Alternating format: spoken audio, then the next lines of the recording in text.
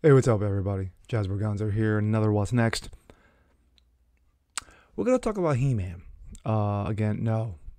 Gonna take a break from He-Man. He-Man has been on fire the last 3 to 4 days from social media and online media because of Kevin Smith's bait and switch garbage. He is getting roasted and toasted because of it. But for this video, we're going to take a break.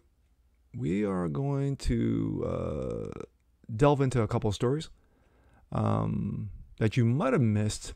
You might have not. Let's take a look. This comes out of The Blaze. New children's book, Elephants Are Not Birds, is unapologetic rebuke of the tranny madness. You can see it right there. Elephants are not birds. Woke children's books such as Pro Gender's I Am Jazz, Racist Baiting, Not My Idea, a book about whiteness, and The Gay BCs, wow, yeah, I did a video on that, that's trash, have all been the rage among leftist teachers, parents, and schools. But there's a new sheriff in town, and you can bet the woke set won't want anywhere near their tykes. But it's very well maybe what more conservative adults prefer their kids to set their eyes upon. It's called Elephants Are Not Birds, and conservative activist author Ashley St. Clair calls it an unapologetic rebuke of the tranny agenda. This book is an unapologetic rebuke of the transgender acceptance and growing number of young people identifying. That is Ashley St. Clair's tweet. It's the first title from Brave Books, which the New York Post reported will focus exclusively on story for kids and offer parents a, quote, conservative alternative to the current cultural activism that our children are being indoctrinated in our schools. In the entertainment they watch and the books they read, the publisher website says. More from the paper. Company CEO Trent Talbot, who's had his first child a little more than a year ago, conceived of Brave Books when he said he started to notice that there was a real war going on for the hearts and minds of our kids. And everywhere I looked was propaganda. He's right. Quote, once my eyes were open, I was seeing it everywhere, and I couldn't unsee it, Talbot told the Post. I thought it was a need for books that could help parents teach the values they hold dear. What is Elephants Are Not Birds?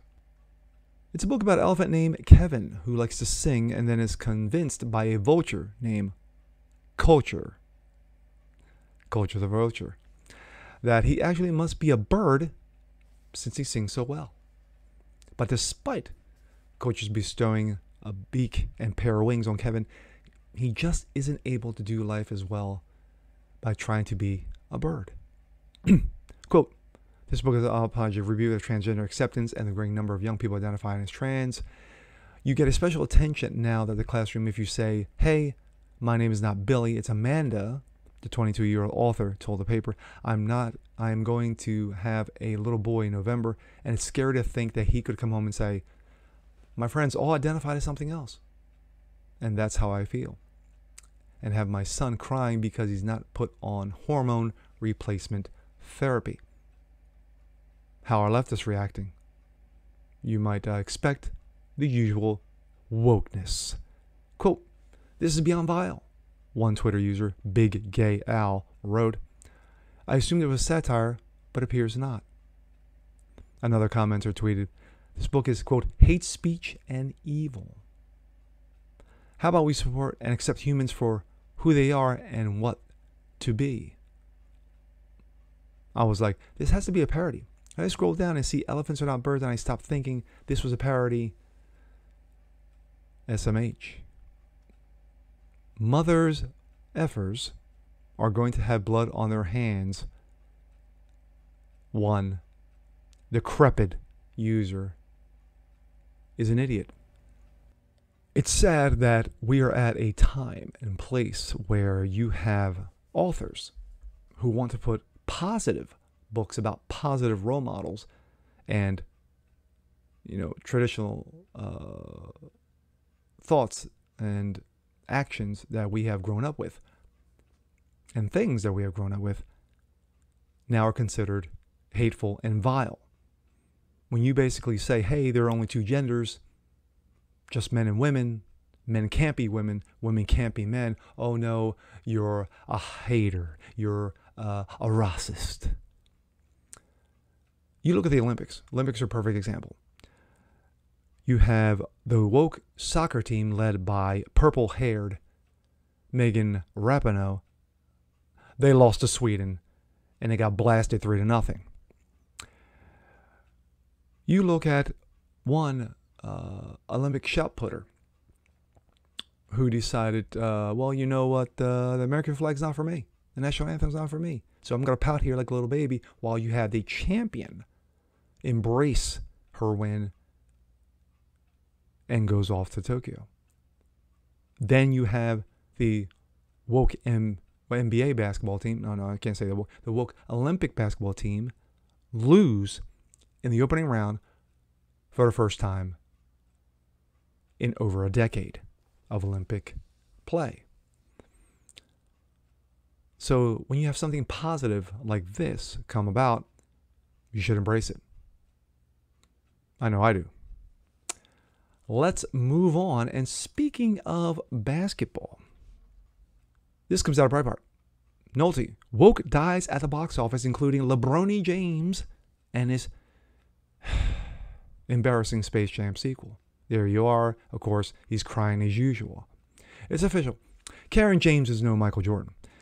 In its second week, the obnoxiously woke, fading basketball talent's Space Jam sequel collapsed with a 68% drop.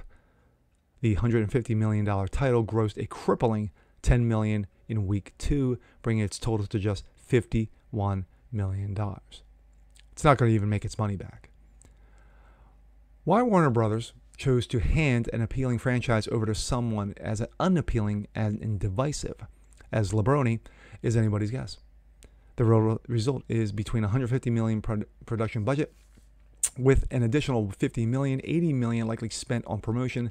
Warner Brothers is going to lose $150 million. Worldwide, Space Jam, a crap legacy, $67 million made. You gotta laugh. I know Michael is. By comparison, 25 years ago, and dollars are not that adjusted for inflation, Michael Jordan's original Space Jam dropped just 41% in its second weekend. The much beloved original would go on to gross 90 million domestic, 230 million worldwide. And if you adjust those numbers, you're probably looking at 400 million.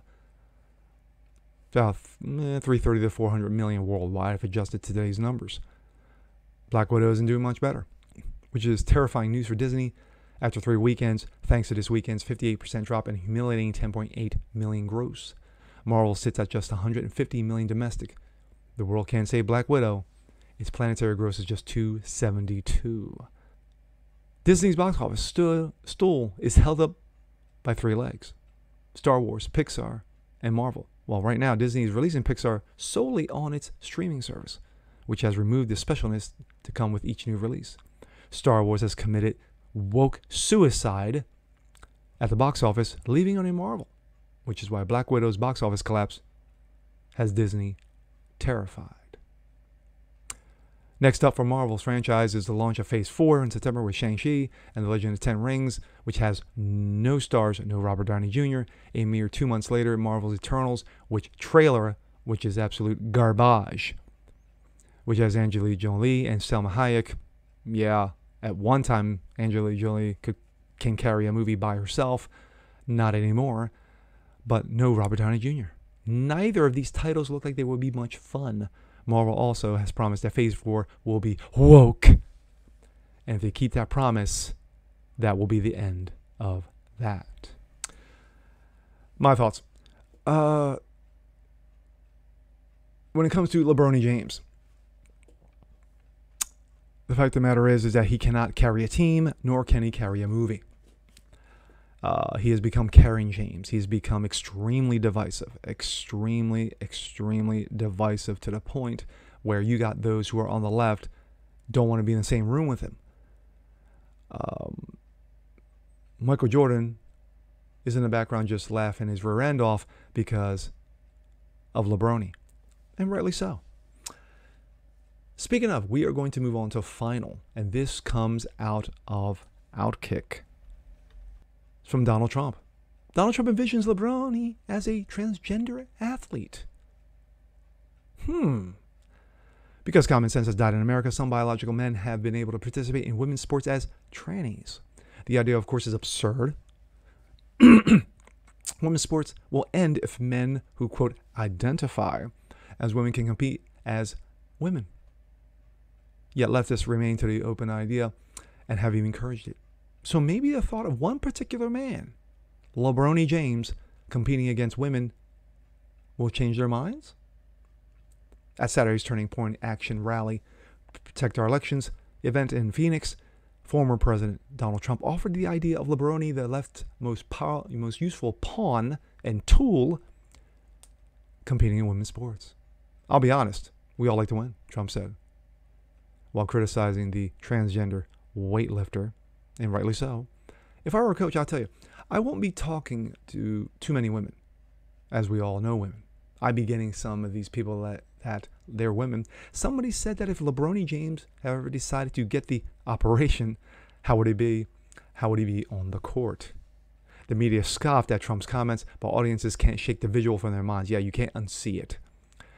LeBron may be a beta male, but he's 6'9", 260, who runs a basketball court like a 5'10" point guard. By the way, if you are waiting for LeBron's comment on this issue, stop. LeBron speaks only about social issues to further his brand. Plus, Trump has put him in a no-win situation. LeBron would either A, have to agree with the woke losers and say he's not superior to women basketball players, which he will never do, or B, admit to the idea that the ridiculousness and thus alienate a few remaining woke losers who still watch his games on TV. LeBron better stick to commenting on police shootings for now. Speaking of LeBron's ratings, Trump slammed those too. LeBron James, you can have him, Trump said. Did you see the ratings? They were terrible, but they went up as soon as his team was eliminated. Trump's right. You heard it here first. I argue the day after the Suns bounced the racist baiting fraud from the playoffs, the NBA incredibly, instantly became more watchable. Shortly after he lost on the court, LeBron went on to promote his Space Jam movie, which now is going to lose hundreds of millions of dollars without China's support and has been universally scorned by critics. You can't help but laugh. There are two truths to recognize here. LeBron James is the worst, and men should not compete against women in sports. Anyway, detractors of those two truths want to silence Trump. My thoughts.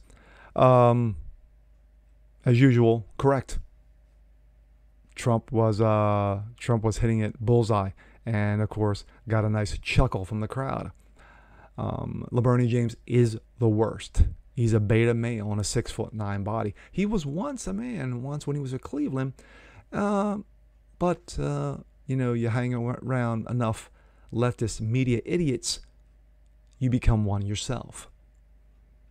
And with that, I'm Jazz Borgonzo. This is What's Next. Want to see more just like this? Please leave a comment below, like it, share it, subscribe to it, hit that notification bell so you don't miss a thing. And we'll catch you guys on the next one. Peace.